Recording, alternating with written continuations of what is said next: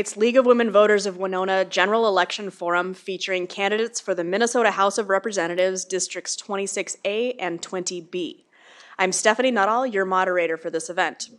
Our 2022 forum co-sponsors are Advocacy Center of Winona, AAUW Winona Branch, Engage Winona, Home and Community Options, Project FINE, Winona Occupational Rehabilitation Services, and Winona State University Department of Social Work. We're providing this forum via government access channels HBC 19 and Spectrum Charter City of Winona number 987. The general public is invited to be in attendance, and we'd like to thank the City of Winona for allowing us to hold this educational forum in the council chambers and for the use of staff and technical assistance with this forum. The League of Women Voters is a nonpartisan volunteer organization organized at the local, state, and national level to encourage citizens to become educated and participate in government. While we as a league do study and take stands on issues, we do not endorse or support political parties, candidates, or tell voters how to answer referendum questions. If candidates are unable to attend a forum, we will read statements for them. However, we have all of our candidates present here tonight. For our home viewing audience, you may call in questions to be considered this evening by calling 507-457-8286, and a volunteer will write your question down and take it to the facilitator table. This forum is intended to provide the voters with information so they can make an educated choice on the ballot. The views expressed in this educational forum are those from the candidates. We do encourage our members as individuals, as we encourage every one of you in the audience here tonight and at home, to get involved in your community. The LWV Winona participation policy and ground rules were provided to the candidates along with their invitation to attend. Some things to keep in mind is that this is a live cable TV broadcast. The audience has been asked to hold applause until the conclusion of the event so we can get through as many questions as possible. The public was invited to submit questions for the candidates through the LWV Winona email or its Facebook page. Question facilitators from LWV and its co-sponsors have viewed questions, and the LWV moderator has final selection of questions for the candidates. This forum is being taped, may not be edited, and must be broadcast in its entirety and in accord with all FCC regulations. The LWV will determine the questions to be asked, and attempts in good faith will be made to cover all areas of interest expressed in advance of the forum by the public. The candidates do not know the questions in advance.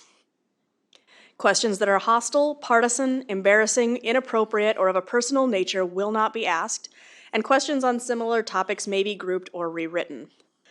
All questions become the property of the League of Women Voters of Winona. Our timekeeper for this evening is Wendy Draves, and candidates will strictly observe the time limits on their responses. The timekeeper will hold up cards to indicate that time is about to expire, and once the stop card is displayed, the candidate will stop at the end of their current sentence. For opening statements, candidates have 2 minutes. For each question, candidates have 1 minute, and for closing statements, candidates have 1 minute. The candidates with us today for District 26A are Stephen James Dorr and Jean Pulowski. For District 20B, candidates are Elise Dreslin and Steve Jacob. The order of speakers for our opening statement, each question, and closing statement is based on an evenly distributed rotation document, and candidates will not know who will be the first for each component until we are ready to begin. We would like to begin now with our opening statements. And for our opening statements, our first speaker will be candidate Dreslin. I just want to add it's pronounced Deeslin. I apologize, my script has an R in it. Yeah, there's an R at sign-in too, so I don't know why. Deeslin, I apologize. Okay. So hi, my name is Elise Deeslin. I'm a resident of Elgin. For some educational background, I have 2 undergrad degrees from the University of Minnesota Duluth, one in political science and one in graphic design. And then in the spring of 2020, during the height of COVID, I graduated with my master's in advocacy and political leadership. So I was one of those cohorts where our graduation was canceled. Both my parents are K-12 educators in the district. My dad works at Plainview Elgin Millville High School, and junior high, my mom works at Wabasha Kellogg. I currently work at Mayo Clinic. I work in marketing communications, kind of behind the scenes stuff. And I have 4 years experience as a city council member in the city of Elgin. Some of you may have recognized me a little bit. I've been here before. This is my third time running for Minnesota House of Representatives. This is my third forum here. The first time was in 2016. The second was in 2020, and then now, and every time it's been different because there's usually not a pandemic in the middle of them, though. My top priorities are education and healthcare, and then also protecting working Minnesotans. The healthcare one is huge, especially for farmers in the district. This is a rural farm district, and I would like to see options such as single payer or more affordable options for farm families. And honestly, it would help small businesses or anyone that doesn't want to take their employer's insurance. Education is huge to me, as mentioned. Both my parents are K through 12 educators. I previously worked in higher education, and I'm one of the generation of students that was saddled with thousands of dollars of student loan debt. And so I know what it's like to have so much of your income go towards paying off student loans. And so I would hope that you all would vote for me for Minnesota House of Representatives, and I want to thank you all too for hosting this forum tonight. Thank you. Candidate Jacob. Well, good evening. As I said, my name is Steve Jacob. I'm currently a District 3 County Commissioner for Western Winona County. I've been serving in that position now. I'm in my 10th year. I've been married to my wife, Mary, for 34 years. We have 4 children, 4 grandchildren, and we are 4th generation family farmers out east of Plainview in the Whitewater State Park area. We're Altura address up there. I've been very active in the community over the years. I served on my local board of elders as long as that term would allow. I did mission work building houses behind Hurricane Katrina. I did a program called Faith in Action where I took patients back and forth to medical appointments. I did that for many years as a volunteer. And I've been on more boards and committees at the county level than what I could possibly ever remember anymore. Currently, I sit on Winona County Planning Commission, Whitewater Joint Powers Board. I'm the liaison to the Soil and Water Conservation District. And I'm the chair of the Winona County Road and Bridge Committee. But just to give you a little bit of an idea of flavor of where I stand on issues, it wasn't that many years ago Winona County had reached a peak of 360 employees. Through attrition, Winona County got that number down to 280 employees, and then it was my own personal initiative to sell our Winona County Government Center and get that reduced number of employees into less brick and mortar buildings and see the size of government physically shrink. So that kind of gives you a sense of how I operate and that I'm a government watchdog. Also, when I took office, Winona County was millions of dollars in debt, and before Winona County went on to vote to build their new jail, in 2021, Winona County became debt-free. So I'm a conservative watchdog. I'm proud of my positions, and I'll look forward to a vigorous debate here this evening. Thank you. Thank you. Candidate Pulowski. Thank you. I'm Representative Gene Pulowski. I have been in the House for 36 years. I am number 2 in seniority out of 134 members, and I'm also a past president of the League of Women Voters. So I want to thank them for all the work that they do putting these forums on. I know as a participant in organizing them, it's very difficult. I'm going to start a little differently tonight by explaining the most significant accomplishment of the last legislative session. Senator Pratt, a Republican, and I chaired the only conference committee that completed its work and got a bill to the governor's desk that took money out of the surplus and addressed these issues. We took $2.7 billion out of the surplus to pay back the federal government the unemployment insurance that we borrowed from them.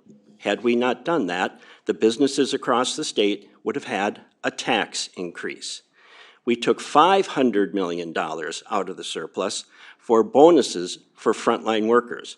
So a number of you in this room perhaps are now getting a bonus, and I see some nodding, on frontline workers. That was as a result of this conference committee. So I want to stress this, that Republicans and Democrats can work together. It's easy to talk about working together. It's a little more difficult to actually do it.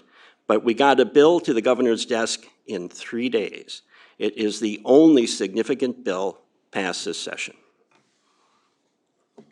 Thank you. Candidate Dorr. Good evening. My name is Stephen James Dorr. I come from a I'm sorry. I come from families of the Door and Bronx here in Winona, Lewiston area, and Stockton to Minnesota City with the family of Overens and McElmarys. And some of you probably have heard of the Brunk Minnesota State Park. That would be my dad's grandpa. And so I'm here thanks to my dad who chose to have a large family and was not held against that. Again, thank you, Donald James Dorr. Sorry. One of my best friends, Tom Gibson, challenged me to run against Mr. Pulowski because he didn't believe that Mr. Pulowski represented the values of Winona County. And so I'm going to slow down a little bit, and I want to say thank you very much. And ultimately, something that's been out of most of our hands, especially in public schools and of course in our public areas. And then, sorry.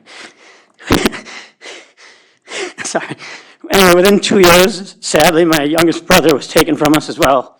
So I'm going to slow down, and I'm going to ask you to feel free to join in or just be silent and allow us to pray. Our Father, who art in heaven, hallowed be thy name. Thy kingdom come, thy will be done, on earth as it is in heaven. Give us this day our daily bread, and forgive us our trespasses, as we forgive those that trespass against us. And lead us not into temptation, but deliver us from evil. For thine is the kingdom and the power and the glory forever. Amen. And I pray that God will bless me to be able to forgive the man on my right, who through the DFL votes brought the death of my best friend. Thank you, candidates, for your opening statements. And we are now ready to begin with our first audience question. And for this question, we are going to start with candidate Dorr. What will your top legislative priority be for your constituents in 2023? The top priority will be freedom. Many people died fighting for our freedoms. They're still fighting to this very day. There's many people stationed outside of their home state. Without a doubt is freedom. And if we do not address the inflation, if we do not address the crime that's out of control by, again, the voting power of Waltz and the DFL, Pulowski, if we don't stop the crime sprees and the inflation that's encouraged by the DFL and ignored, we won't have freedom. I've already heard it already. People are afraid to go out at night. People are afraid to travel. People that can't afford to travel. We have to stop the DFL voting. And the only way is to vote in our conservative candidates like myself, Stephen Dorr. Thank you. Candidate Pulowski. My top priority would be to pass the tax bill that was agreed to by the House and Senate in a conference committee just days before the end of session in May.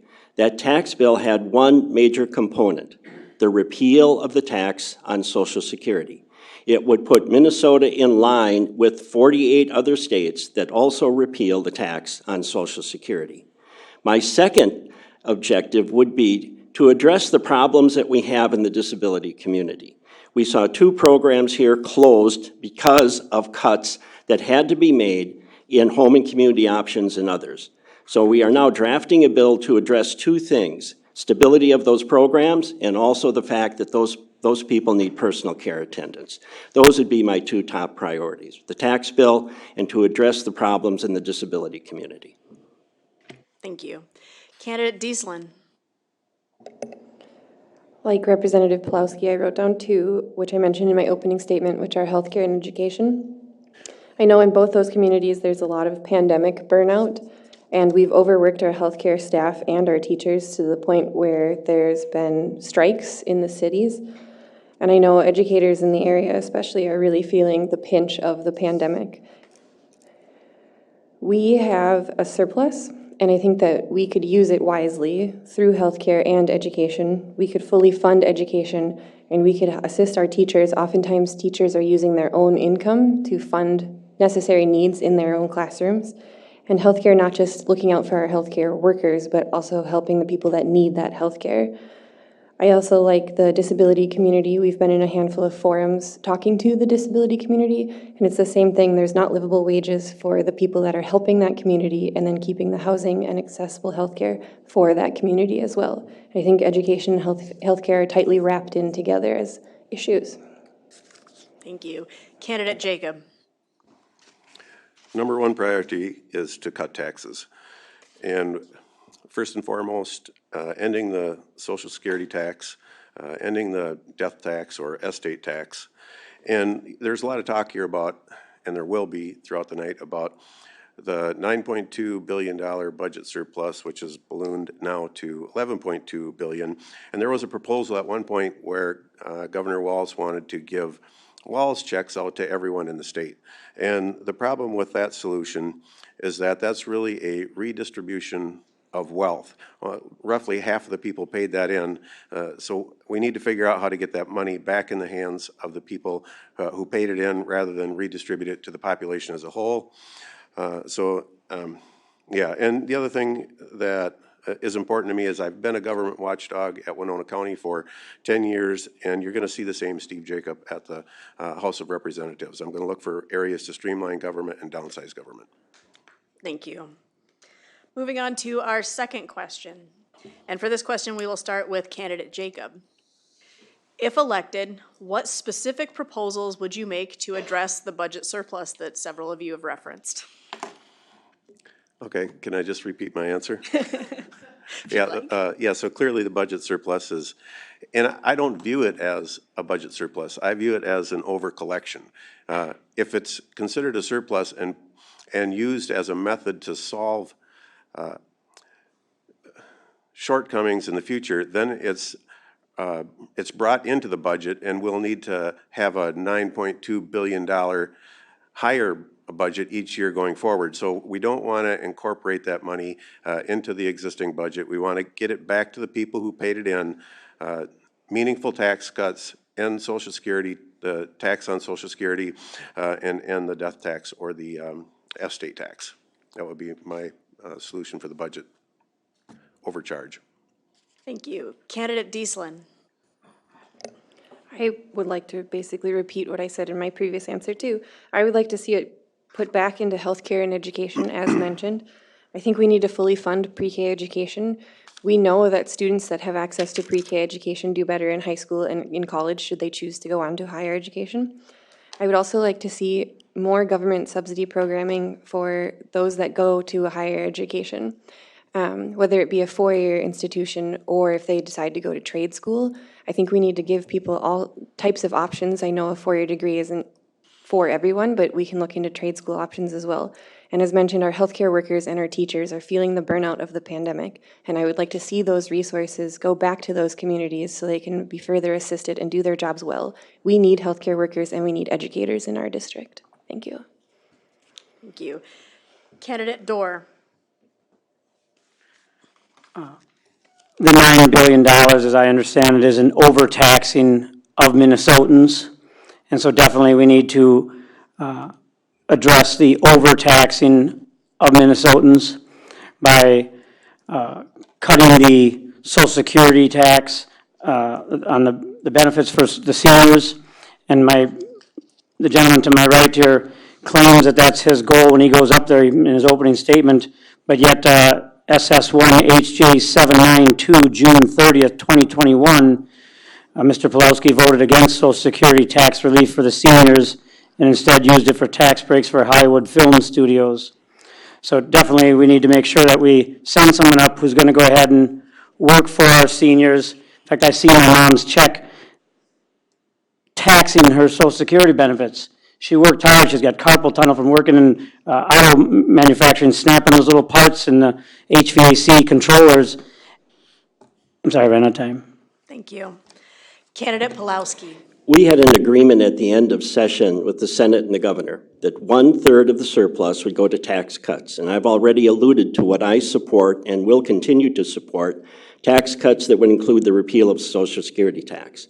We had an agreement that 1/3 would also go into the reserve, and we had an agreement that 1/3 would go to special needs. And I think special needs would be, my top priority would again be the disability community, particularly targeted to those programs that we need to sustain in home and community options and in other disability programs. I think that would be an excellent place to start. And I would add one more thing. It's time that the legislature started passing these bills in January and February, not in May. I think we could pick up the bills that we had agreement on at the end of the session, even though it's a different legislature, and we should pass those early and then move on to other things. Thank you. Moving on to our third question. And for this question, we will be starting with candidate Pulowski. As a member of the House of Representatives, how would you help to address the problem of supportive housing for people with mental health issues who are transitioning back to the community after serving a jail or prison sentence, are in treatment programs, have been homeless, or have needs for other reasons? We had a comprehensive housing bill that passed the House and was in conference committee with the Senate when the session ended on May 22nd. In that housing bill, the very topics that were mentioned tonight were covered in the housing bill.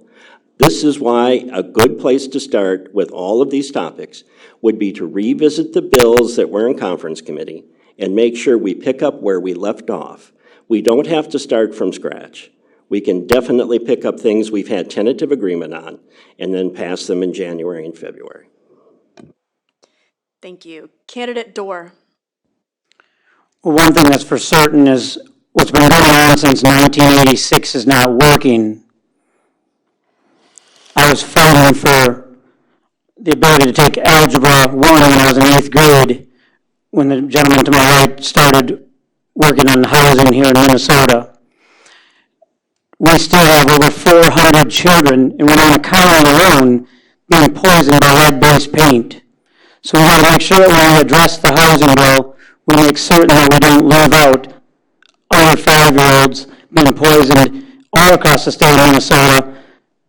And in a previous forum, we were told that there's teeth in the bill, and that's not true. But I assure you, it is true. Minnesota Department of Health, the facts speak for themselves. And unfortunately, I experienced it myself with my family of 7 children. Thank you. Candidate Jacob. The question would appear to imply to me that government is always the answer, or more government, or additional government problems. Something that I've learned in my 10 years on the Winona County Board is that there's been many ways that we've been creative with facilitating and empowering private sector charities and businesses, Lutheran social services, Catholic charities.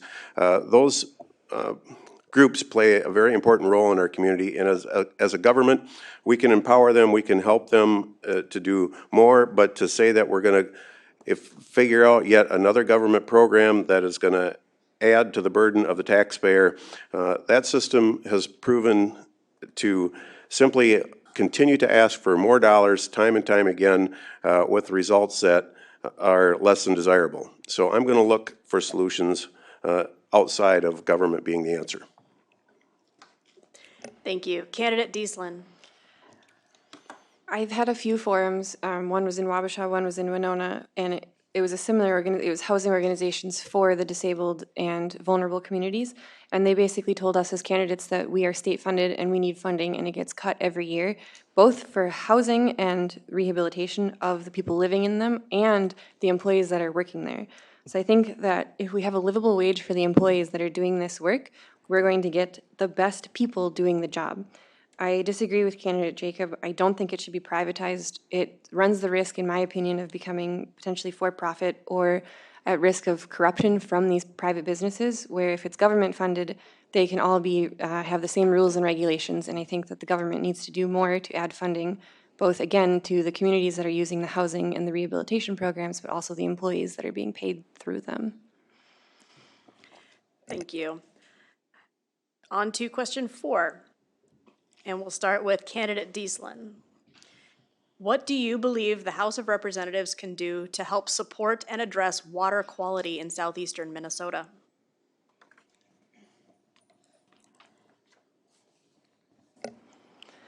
I think that we should continue to monitor water quality. I think that water is extremely important. Obviously, it's a human right, and access to safe, drinkable water should be something that everybody has access to. I think that we need to do more. I know this has come up in the past before, the previous times that I've ran, especially in communities such as Winona, where water is so huge. And I think that the government needs to be there to protect people and stop private businesses from doing more to get around any sort of red tape, I suppose. The government is there to protect its citizens, and if it's not there, private companies will come in and do whatever they want. And so I think that the government needs to be there to protect our water quality throughout the state, and especially in southeastern Minnesota. Thank you. Candidate Jacob. Well, yes, so this is something that I've really focused on in Winona County, and I've spent time here as 10 years now on the Whitewater Joint Powers Board, looking at water in the Whitewater Valley, and I'm the liaison to the Soil and Water Conservation District, and as a farmer, I implement all the best management practices that you would want to see really showcased on my farm. You'll see cover crops, no-till, contour farming, erosion control structures, and I don't need layer after layer of government to do that. Now, the best thing that we can do in Winona County is to try to streamline our water groups. I carry a list with me when I go to work at Winona County, 33 different organizations looking at water in Winona County. That's just the opposite of streamlining. They're competing with each other. We have a local elected group called the Soil and Water Conservation District. We need to pare down the amount of groups looking at water and have them support the one group that's elected by our citizens to look at water. Thank you. Candidate Dorr. In terms of water, definitely it's something that is a right. And at the same time, we do not need the government to choke us and go take our money to go ahead and then turn around and say that they're going to take care of us. Because I live right here in the city of Winona, and like I said earlier, lead-based paint is not permissible even in a rental, but yet there's no teeth in the laws that exist. And so depending on the government for your water is wrong. I look back to when I was a child in Gilmore Valley with my grandpa taking me to get the water crossed out of the creek for us to eat, and Robert Doe, my uncle, across the river with the row cropping back in the 1980s before it was something that was insisted on. We were paid to do it by the government. It was an automatic because farmers know to protect their soils. They want to keep a healthy place for their children, and I want the same. And again, it doesn't take government to do that for us. Like Mr. Jacob said, the idea of removing government where it doesn't belong is going to be beneficial. Home ownership, great pride and freedom comes with home ownership. Thank you. Candidate Pulowski. I chair the Industrial Education Committee. On March 9th of this year, my committee heard 7 bills that deal with public finance authority. Those 7 bills were Republican and Democratic bills. They came at the request of 7 different communities that needed help with their water infrastructure. I want to repeat, these were Republican and Democratic bills.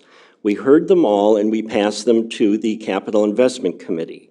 Now, they all passed unanimously because there is a desperate need in this state to upgrade our water infrastructure. So we acted at the legislature, but we do need a bonding bill to finish the job. Thank you. On to question 5, and for this question, we will begin with candidate Pulowski. What is your position on farm subsidies, and how can they or other programs be used to help farmers in Winona County? The issue of agriculture in Minnesota is an interesting one because we're not the federal government. The entire ag budget in Minnesota is relatively small. So we tend to target things toward, for instance, ethanol. We tend to target when there's a disaster, as we had these snowstorms of a couple of years ago. But overall, most of what we would consider an ag budget comes from the federal government. So in Minnesota, our ag budget is very small and does isolated things when they're needed. Candidate Dorr. Could you please repeat the question? What is your position on farm subsidies, and how can they or other programs be used to help farmers in Winona County? Well, like I briefly mentioned earlier, back in the 1980s, we were already taking good care of our farms. And if you talk to anyone that's invested in their farm, loves their farm and plans to build on that farm, they already are practicing programs such that they will have that farm for their grandchildren that they care about. One of the biggest concerns when you push it to the government to take care of it, as Mr. Pulowski thinks we should do, we then run into problems where there's waste of our money. And as voted April 16, 2021, HJ 5365, Mr. Pulowski voted against investigating waste, fraud, and abuse in the state, despite knowing of this, or I believe he should have known of, the $250 million that was going to feed the children, but instead it was, well, I'm not sure. We'll have to ask the DFL where the money went. Thank you. Candidate Dieslin. As mentioned earlier, our district is quite rural. It's made up of many farms. Our district is parts of 4 counties, and you can't miss a farm driving through the district. It's all farmland. So I would support continuing farm subsidies for local farm families. Again, we need to keep the family farm running. I think it's asinine to not allow that and not to assist when families need it. I think we should continue to do so. And we could use some of the surplus money to also add more state funding and not rely strictly on federal funding. And we could up that budget as well. And again, to continue to keep families on the farm. So many times we see people leave and they move to a bigger city, and Rochester or Winona or Red Wing may be one of the bigger cities in this area. And I think there are people that don't want that. They want to be able to stay on their family farm that they've had for generations. So I would like to see more funding and support for subsidies for farm families. Thank you. Candidate Jacob. Many farmers are accepting government subsidies for the simple reason that they're available. And I know a lot of farmers who simply refuse to take any government money, period. The bigger problem that the farmer's facing is onerous regulations, and we need to give farmers the freedom to farm. Let farmers farm. So regulations, overly burdensome regulations, are a much bigger problem than a shortage of subsidies. So I'm not, my position, less government, more freedom. I don't support big subsidies for farmers, even though I'm a farmer myself. There's been plenty of times where I have opportunities to take advantage of government programs, and I don't, because if the program doesn't stand on its own 2 feet, I implement cover crops, and I certainly have the opportunity to take money from the government to buy those cover crops. It's just, it goes without saying that those are pushed by the government. I'm going to do the right thing without the government money. Thank you. For our 6th question, we will begin with candidate Jacob. What skills would you bring to the House of Representatives that will assist in getting the work done efficiently and effectively and avoiding a special session? When I took office 10 years ago as Winona County Commissioner, I enjoyed for 2 years sitting in a majority of the Winona County Board. And I've spent 8 years now in a minority. And what I've learned is that there are many times where I can see that I'm not going to get traction and I'm not going to be able to win on the vote. So my focus is to let's just put that issue aside and let's focus in areas where we can work together and where we can make progress. So I think my experience sitting in a minority for 10 years on the Winona County Board makes me very well suited to understanding the gridlock that we're going to face in St. Paul, and I'd be a very good fit for that. Thank you. Thank you. Candidate Dieslin. So I basically just started writing down what I think are good qualities about myself, and I think that they would lend themselves to this position as well. I listen.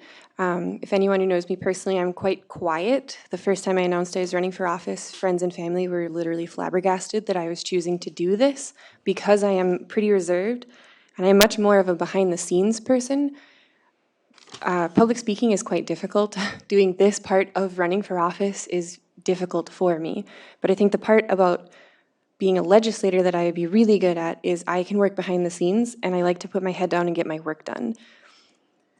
I'm also approachable, and I'm a problem solver. I like working with different types of people, and I like looking at things as, how can we solve this? What can we do to work together? And I know there's talk time and time again of work across the aisle, but this is the only job where people can walk away from doing their duties, and I think that's totally unacceptable. People need to go to office, you run for office to do the work. It's extremely frustrating when people don't, and I would love to be able to do that as a state representative. Thank you. Candidate Pulowski. Since 2007, I pushed for a series of reforms, and some of them we did enact in the House. The first reform that I would do would be to limit the number of bills. In the last legislative session, the House broke another record. 4,905 bills have been introduced by members.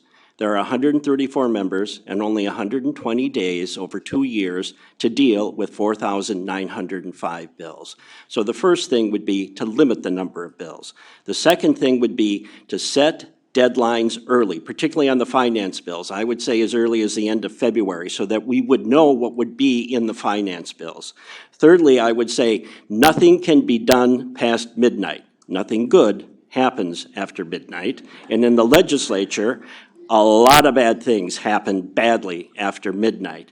I would also say that the finance committees should hear only budgets until they can understand the budget, and then a bill should be created based on the budget, not hearing endlessly numbers of bills. Thank you. Candidate Dorr. As your Republican endorsed candidate for State Representative, House District 26A, I will use my knowledge and skills from St. Mary's University, where I was persistent and completed my bachelor's degree in '99, master's of arts degree in 2000. My education at the University of Houston, Victoria, and educational administration certificate, as well as the internship for 1 year in a juvenile center. 6 years over-the-road truck driver, 3 years in construction, including sand mining, which also included providing bedding and sand to our dairy farms here in Winona County. 16 years in public education as a high school math teacher, algebra, geometry, life skills math, and a life of farming to represent you in the areas of Winona County, Minnesota. Without a doubt, I know from my family and my friend that mental health funding and group homes and those that provide that care must be provided. And the talk of 34 or 36 years of being voted on those things, but the evidence, the voting record speaks for itself. We need no leadership. Thank you. For our next question, question number 7, we will begin with Candidate Dorr. What will you do to help fund or support effective criminal justice initiatives and responses in Winona County? It's interesting you mentioned criminal justice because I went to St. Mary's University for a bachelor's degree in criminal justice, minor in mathematics, statistics. Recidivism is typically follows the lack of education. And actually I did a twist, or a shift, if you will. I completed my bachelor's degree and then I recognized in the research that a lack of education and alternative programs was one of the reasons that we had the recidivism. And so again, I would focus on education, but unlike the DFO and our governor, violent crimes that want to burn down Minneapolis and destroy our structures and our institutions of learning must not be permitted. And when they called my nephew serving over in Africa, in the Minnesota National Guard, when they called them 19-year-old cooks, they can't do their work. I thought, what the hell you have my nephew over there in Africa for? Sorry. Thank you. Candidate Pulowski. I am one of only 3 Democrats that has been endorsed by the Minnesota Police and Peace Officers Association, in part because of the legislation I've supported and carried. But the question dealt with Winona County. We had a mini session here in 2019 on October 2nd, 3rd, and 4th, the entire Minnesota House. And as a result of that, we helped Winona County fund its new Sheriff's Center, as you see being built down by the bridge. It was something that the county desperately needed to have funding, and we provided $700,000 in the initial planning stages for it.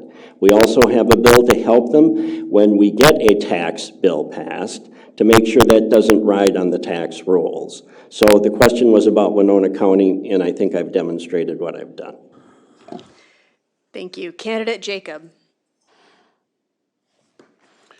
This has come before the Winona County Board many times, and this seems a little bit more like a Winona County issue than a State of House of Representatives issue. I would only represent a small sliver of western Winona County, geographically more than half of Olmsted County, Wabasha County, and Goodhue County. So I have supported many of the preventative programs at Winona County throughout the years. The question really implies that, once again, that taking more dollars from the taxpayer somehow is going to translate into better programs that are going to solve some of the criminal issues within Winona County. And I'm going to look for ways outside of going to the taxpayer. I'm going to look for creative ways to involve the private sector, charities, charitable foundations. I'm not going to look to go straight to the taxpayer to solve the problem that it appears that the question implies. Bring in more tax dollars for these programs. Thank you. Candidate Dieslin. As mentioned by candidate Jacob, we only have part of Winona County, but I've had previous experience. I did kind of a ride-along with Wabasha County Sheriff's Department and Goodhue County Sheriff's Department, and I've gotten to see, I was out until about 1 a.m. with Goodhue County Sheriff's Department a couple years ago when I was running for office in 2020, and I got to see what they do firsthand and what they do on a typical evening. I believe it was a Friday night, because I'm not staying out until 1 a.m. on a work night, but they talked about the misconception, especially of like local police and sheriff's department. And in rural Minnesota, we are not the Twin Cities, and it's a totally different culture. And I also support resources to get people back on their feet. I believe in recidivism, and even if you've been in jail before, if you've made a mistake, I believe that you, as a human being, have a chance to kind of try again. And I think that we need programs and assistance for people that want to be able to do that. I think if someone wants to kind of get out of that lifestyle and have more of a chance, they should be able to have that. Thank you. Just a reminder for our candidates that the ground rules that you were provided did include you can only read your opening and closing statements, not responses to questions. So just keep that in mind. Moving on to question number 8. And for this question, we're going to start with candidate Dieslin. As a legislator, what will you do to help Minnesota's most vulnerable citizens?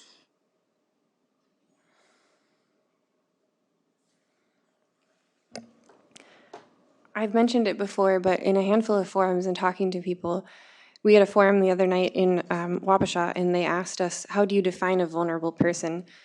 And I had answered that my definition is vast. I think a vulnerable person could be a single mom living on one income trying to raise 2 kids in a 1-bedroom apartment. A vulnerable person could be someone who's on disability that cannot live on their own. Every person needs different levels of assistance from their government. And so I think to do that for people, we need to be able to assess where they are and what they need from them. They are the expert at their own life and their own lived experience, and I think we need to continue to fund any sort of person that needs it. We cannot allow people to fall through the cracks. We saw many cracks during the pandemic, whether it be lack of access to the internet, or if you live alone or you don't have a community around you that you feel safe in. And I think we need to continue looking into funding these vulnerable communities. Thank you. Candidate Jacob. In Winona County, I've been very effective in figuring out ways to streamline and reduce government. One of those examples is, it was my initiative to privatize our county surveyor services.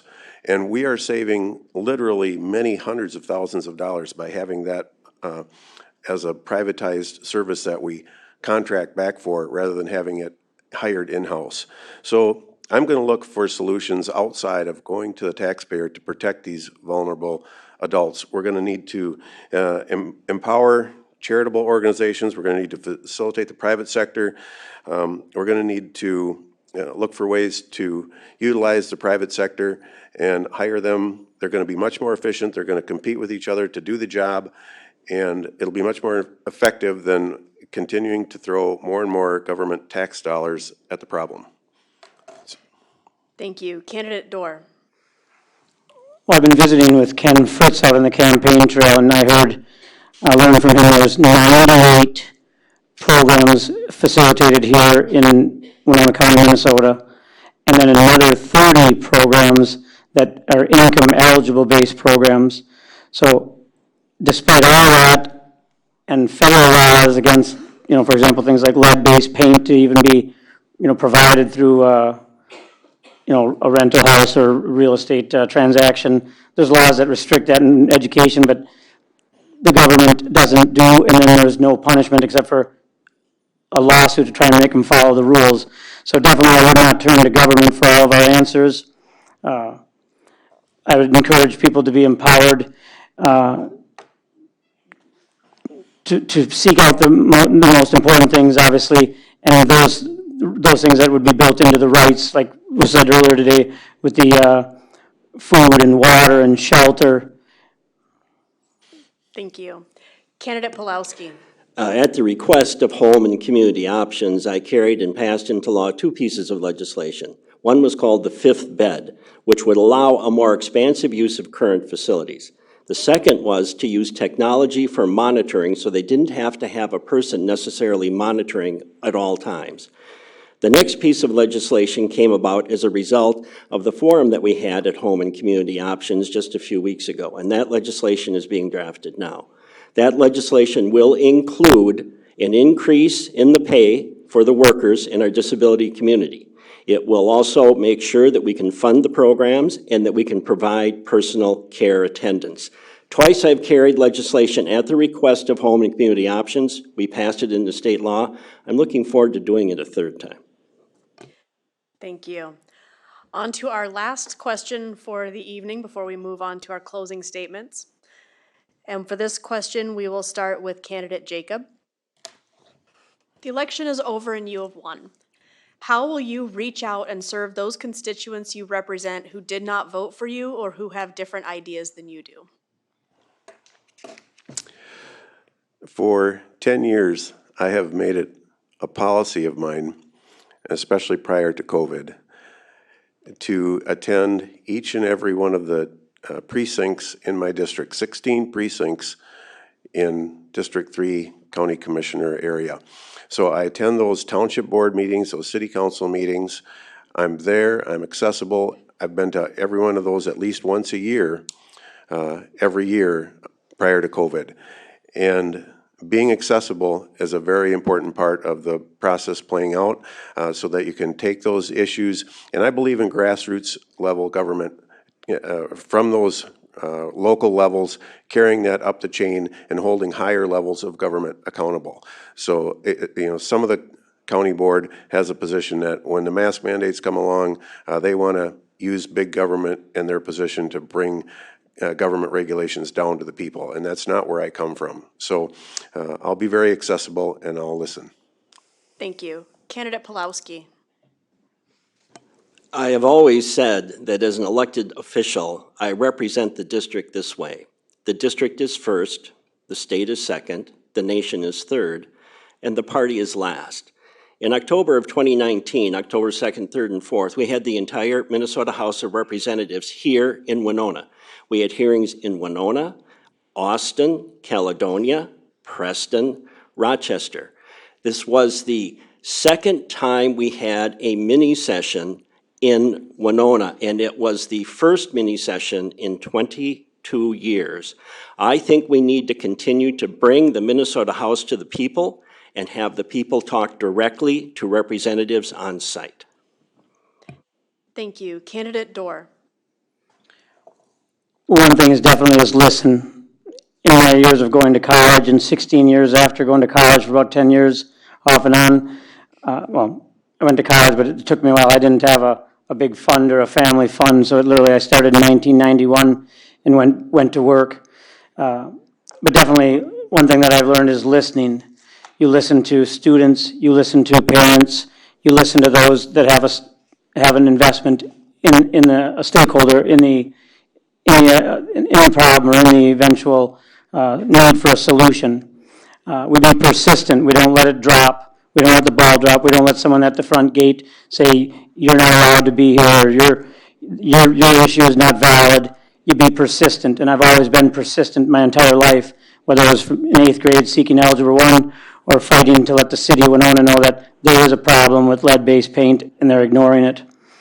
Without doubt, listen, work with the data, follow the data, and I just can't help it. I have to tell you, working after midnight, Your time there's is up. good things. If you've ever driven a semi-truck, Thank you. found Candidate Dorr, third your shift time is up. after midnight. We're going to move on to our last candidate. Candidate Dieslin.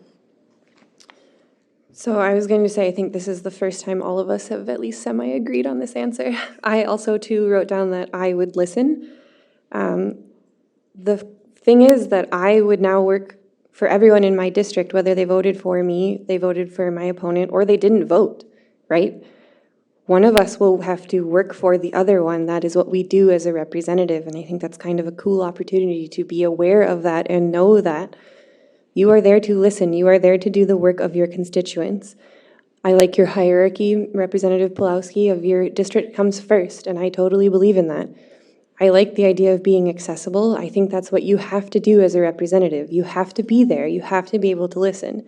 Sometimes you're just a shoulder to cry on. Maybe you don't even have an answer that day, but you are there, and you are open, and you are ready to represent the people of your district, and that's what I would do best as a representative.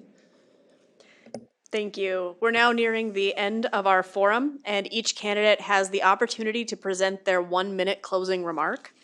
And for this, we will begin with candidate Pulowski. I'm going to conclude where I began. Experience matters. This legislative session, when I received a phone call for Senator Pratt and whether or not I would carry his bill, and that time the bill was only about unemployment insurance, I said yes. By the end of session, that bill became the bill that would not only do the $2.7 billion payback of the unemployment insurance, it would also include the $500 million bonus payment for the frontline workers and another $200 million to address COVID issues that may arise over the interim. Experience matters. There are some of us who will work across the aisles or even with the Senate. Thank you. Candidate Dorr. God and family comes first. And there's a God and a family in every one of us here in Winona County and in House District 26A. I just can't help it. I have 3 pages of voting record that's contrary to what my opponent claims. You know, again, 5-3-22, voted against increasing funding for services for people with disabilities, voted against increasing funding for nursing homes. I'm going to spend money to make sure that this is public.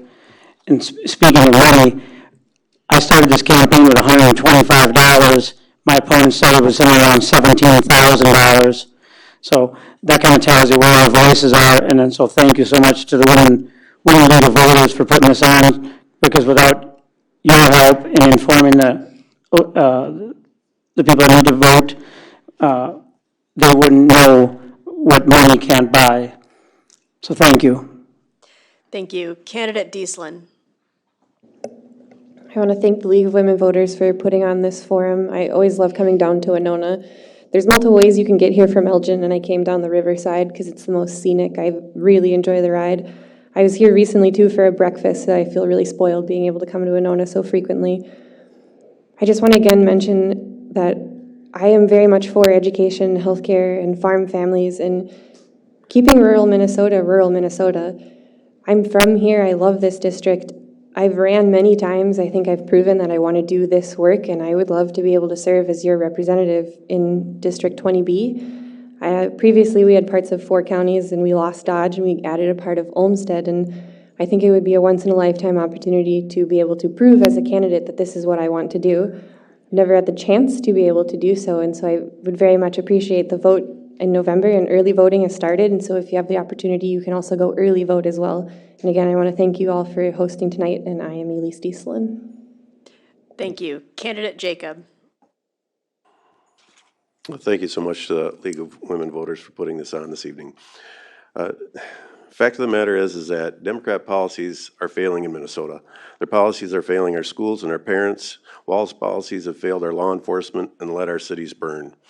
Their policies have caused record inflation, high energy costs, and the worst economy we've seen in decades. Please join me in changing directions and going back to the policies and strong economy that we enjoyed just a few short years ago.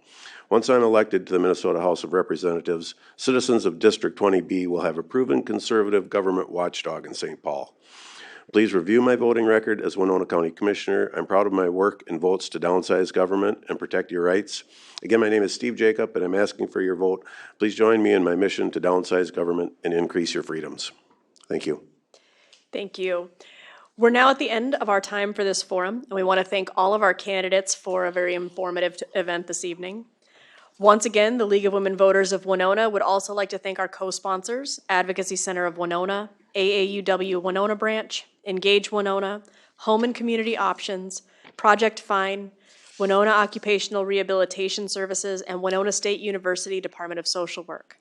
We'd like to thank HBC for taping this educational forum.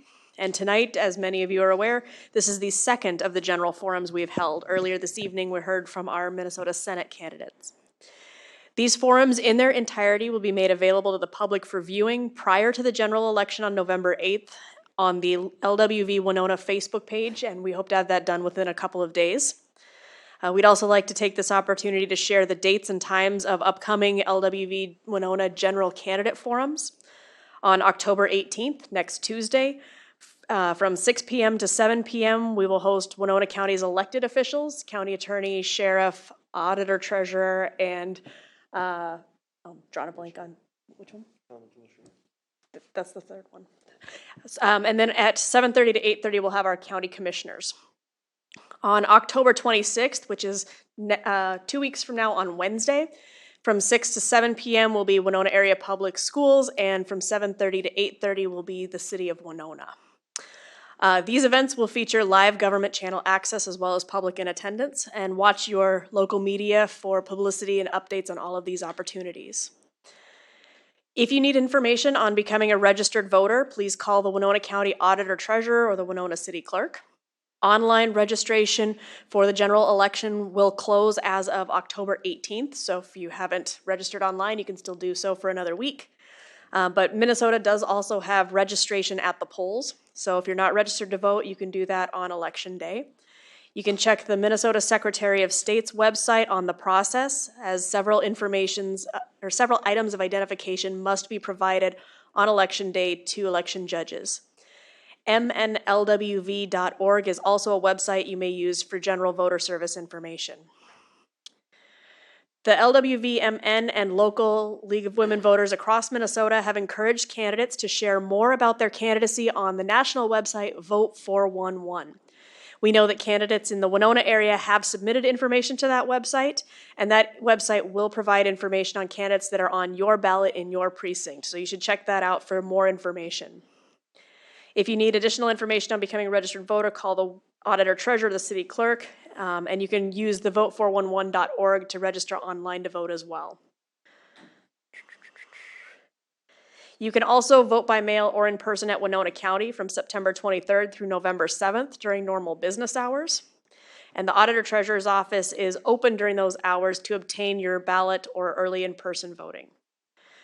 Registered voters may request a mail option ballot from the Secretary of State's office website, and that process is simple and easy. Excuse me. Mailed ballots for the general election must be received by November 8th, Election Day, regardless of postmark.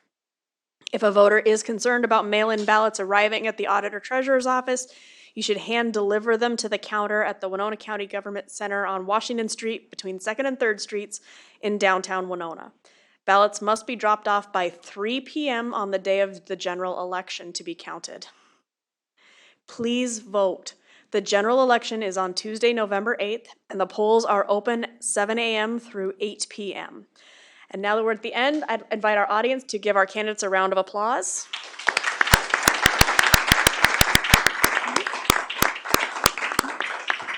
And thank you and have a wonderful evening.